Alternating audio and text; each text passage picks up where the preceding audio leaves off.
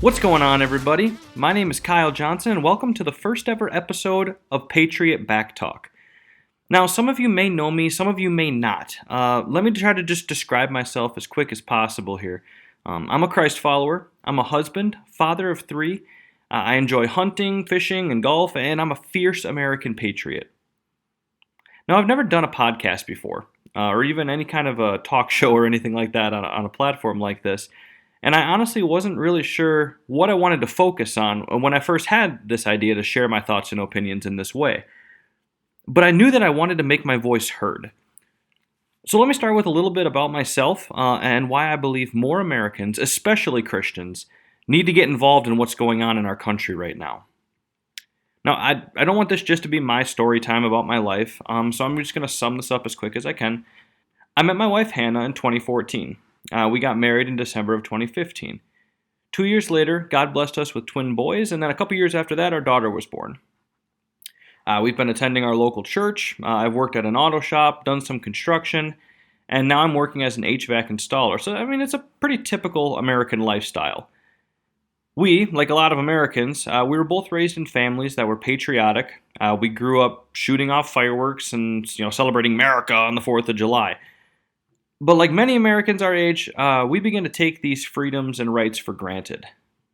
And, we assumed that no matter what we did or didn't do, that America would always be the land of the free and the home of the brave. Looking back, I can see now that I was lulled into a false sense of security and kind of a sense of complacency as well.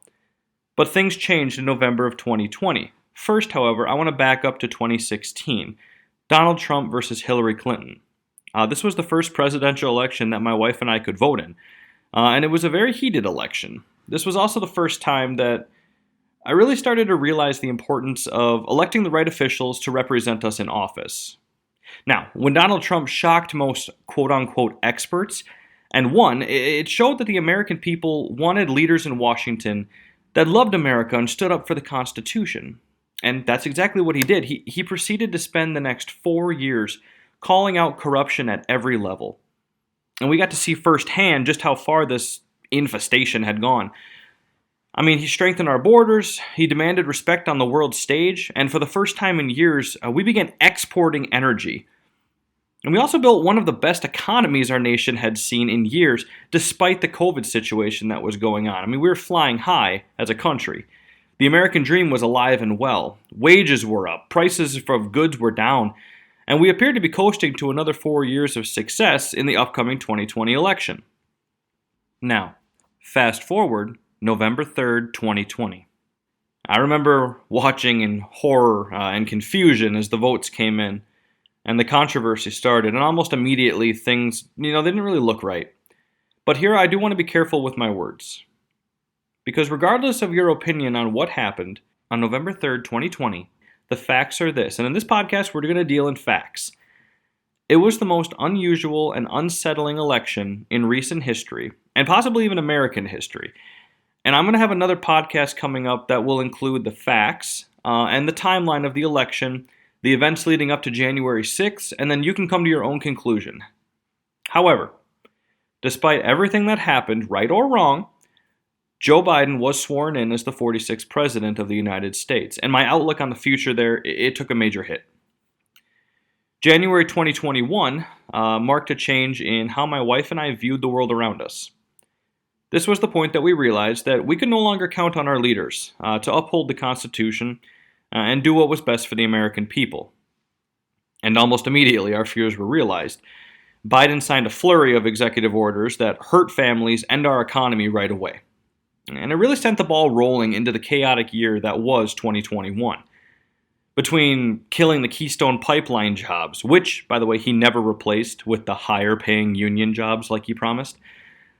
He opened up our southern border, which has caused drugs, human trafficking, and crime at a rate we have never seen. Just this year alone, in 2022, the 3 months so far, we have seized enough fentanyl at the southern border to kill every American citizen twice. And illegal gun seizures at the border were up 750% in 2021 versus in Donald Trump's last year, 2020. He also wound up signing a ton of COVID restrictions that laid a devastating hit to our education system and small businesses around the nation, not to mention critical race theory and the refusal to condemn the terrorist, yes, terrorist organization BLM. And it seemed like every day there was, and honestly there still is, a fresh headline of another way that Biden is putting America further and further down the toilet. Now, it's important to note, because I mentioned this earlier, we are Christ followers. And regardless of how terrible things get in this amazing country, we do know that God is in control. His plan will prevail in the end, and there's great comfort and peace in knowing that.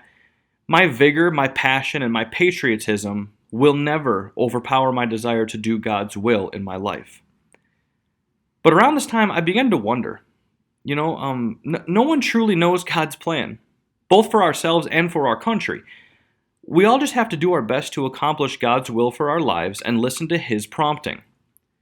And that can include fighting for rights and freedoms that protect innocent people, freedoms that allow us to worship freely, or that give us the ability to protect our families and ourselves. And the biggest revelation that struck me through these difficult times came when I kept hearing Christians especially throwing the phrase around "render to Caesar" as basically an excuse to flex on our morals. And I finally decided to search out, who is my Caesar? Answer: the Constitution. Let me explain. Ask any American, and they will probably admit America has a history of being one of the greatest countries of all time. But how did we get this reputation?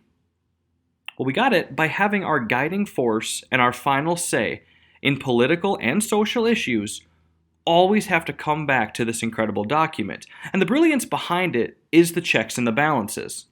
The president does not have the final say in our country. He isn't a king figure over us. He is a citizen who is sent by the people to make sure that the Constitution is being upheld. And this is the same story for the Senate officials and all the members of the House of Representatives. These people are not our Caesars. Period. End of story. They work for us. And they have no power other than that which has been appointed to them by the Constitution. And that's the beauty of it, really. Because that's the reason our system of government has been so successful for almost 300 years. So when we're told to render to our Caesar or our governing authorities, we are being told, as Americans, by God, to submit to the Constitution. And that's exactly what I'm endeavoring to do. So, why this podcast? Why put myself and my ideas out there to be criticized and dissected by people? Because I believe speaking truth, popular or not, is important. And this actually goes back to my opening statement that I believe more people need to get involved and not be shy about speaking truth to the people around them. Every interaction you have throughout the day is another opportunity to be honest and open with someone about the issues that are going on. And I feel strongly that I want to reach as many people as I possibly can through this platform. And the purpose is going to be multifaceted, but I will try to keep including current events. And I mean, there's so much going on in our world that I'm going to try to keep updating you whenever I can on stuff.